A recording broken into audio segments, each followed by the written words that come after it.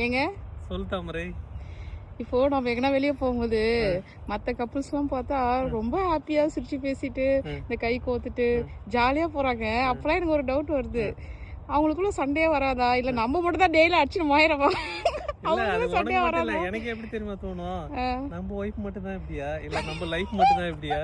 எல்லாருமே பார்த்தா ஹாப்பியா போறாங்க, அப்படியே சிரிச்சு சிரிச்சு பேசிக்கிறாங்க. என்னடா பேசி வீட்டுல என்னடா பண்ணுவீங்கன்ற மாதிரிலாம் எனக்கு தோணும்.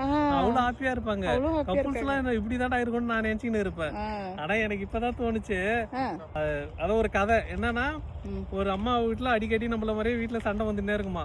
நம்மள மாதிரியே அவங்களுக்கு டவுட் வந்துச்சான், என்னடா இது நம்ம வீட்டுல மட்டும் தான் சண்டை வருதா, எதிர் வீட்டுலாம் பார்த்தா எப்ப பார்த்தாலும் சிரிச்சு பேசி நிக்கிறானுங்க, அப்படி என்னதான் அவங்க மெயின்டைன் பண்றாங்க, ஏன் சண்டை வர மாட்டேன்னு சொல்லிட்டு அந்த வீட்டுல இருக்கிற அந்த ஒய்ஃப் கிட்ட போய் கேட்டாங்களா, டெய்லி எங்க வீட்டுல சண்டை நடக்குது, உங்க வீட்டுல பார்த்தா எப்பயுமே ஹாப்பியா இருக்கிறீங்க, எப்படி இதை வந்து நீங்க மெயின்டைன் பண்றீங்கன்னு கேட்டாங்களாம். அதுக்கு வந்து அவங்க சொன்னாங்களாம், இது ஒண்ணும் இல்ல, ஒரு மருந்து இருக்கு, அதை சாப்பிட்டா சரியாயிடும் அப்படி சொன்னாங்களாம். என்ன மருந்து சொல்லுங்க, எத்தனை வேலை கொடுக்கணும் சொல்லுங்க அப்படின்னு கேட்டாங்களா. மருந்து வீட்டுக்காரு கிடையாதுமா உனக்குமா அப்படின்னாங்களா. என்ன மருந்து சொல்லுங்க அப்படின்னாங்களா. சரின்ட்டு ஒரு பாட்டில ஊத்தி அந்த மருந்து குடுத்துட்டாங்களா. அது எப்படி யூஸ் பண்றது சொல்லுங்கன்னு கேட்டதுக்கு அவங்க சொன்னாங்களாம், எப்பெல்லாம் உங்க வீட்டுக்காரர் கோபமா பேசுறாரோ, எப்பெல்லாம் நீங்க உங்களுக்கு கோபம் வருதோ வீட்டுக்காரர்கிட்ட சண்டை போனேன்னு, அப்பெல்லாம் இந்த மருந்து நீங்க ஒரு மூடி குடிக்கணும். அப்ப எப்பயுமே வரவங்களுக்கு ஒண்ணும் பண்ண முடியாது, அப்படியே வச்சுக்கிட்டே வாங்கி வச்சுக்க வேண்டாம், பாரல்ல வாங்கி வச்சுக்கணும் அவங்களுக்கு எல்லாம். சரின்ட்டு அவங்க மருந்து கொடுத்துட்டாங்க. இவங்களும் வாங்கிட்டு வந்து வீட்டுல என்ன பண்ணாலும் ஒரு நாள் சரியான கோவம் வந்துட்டு என்ன பண்ணாங்களா, மருந்து எடுத்து அவங்க என்ன சொல்லிட்டாங்க, இந்த மருந்து குடிக்கூடாது, வெளியிலயும் துப்ப கூடாது, வாயிலே வச்சிருக்கணும், வீட்டுக்காரர் கோவம் ஆக்குற வரைக்கும், உங்களுக்கு கோவம் வர வரைக்கும் சொல்லிட்டாங்களா. சரின்ட்டு இவங்களை வாயில ஊத்திக்கிட்டு கோவம் அடக்கிற வரைக்கும் வாயிலே வச்சுன்னுக்குறாங்களா. வீட்டுக்காரர் என்னன்னு பேசுறாரா, இவங்க பேசவே இல்ல. வீட்டுக்காரருக்கு ஒரே சந்தோஷமா இருந்தா, இவ்வளவு சத்தம் போட்டு பேசுறோம், அமைதியாகிறாள் நம்ம ஒய்ஃப். பார்த்தா ஒரு கட்டத்துல சண்டையே வரலையா அவங்க வீட்லயுமே. இவங்களுக்கு ஒரே ஆச்சரியமா போயிச்சான், என்னடா நம்ம வீட்டுல சண்டே நடக்குமான்னு சொல்லிட்டு அவங்க கிட்ட போய் அந்த பாட்டில் தீர்ந்து போச்சு. திரும்பி கேட்டாங்களா, இந்த மருந்து இன்னொரு பாட்டில் கொடுங்க, வீட்டுல சண்டே வர மாட்டுது அப்படின்னு.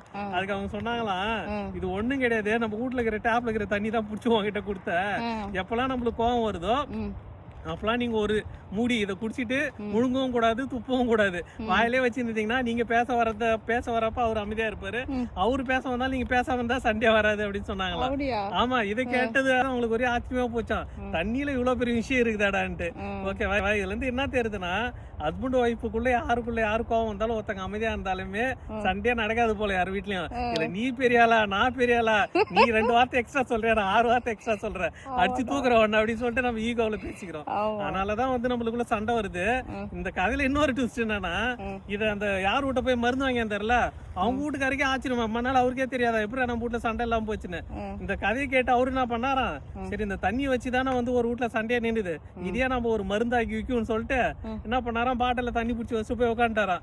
யார் வீட்டுலாம் சண்டை நடக்குதோ வாங்க, ஒரு பாட்டில் வாங்கிக்கோங்க, ஒரு சிப்பு தான் குடிக்கணும், முழுக்க கூடாது, இது பண்ணக்கூடாதுன்னு சொல்லிட்டு அவர் போய் வித்து நின்றாராம். வித்து நின்றப்ப என்ன ஆச்சுன்னா, ஒரு அம்மா இதை வாங்கிட்டு போனாங்களாம்.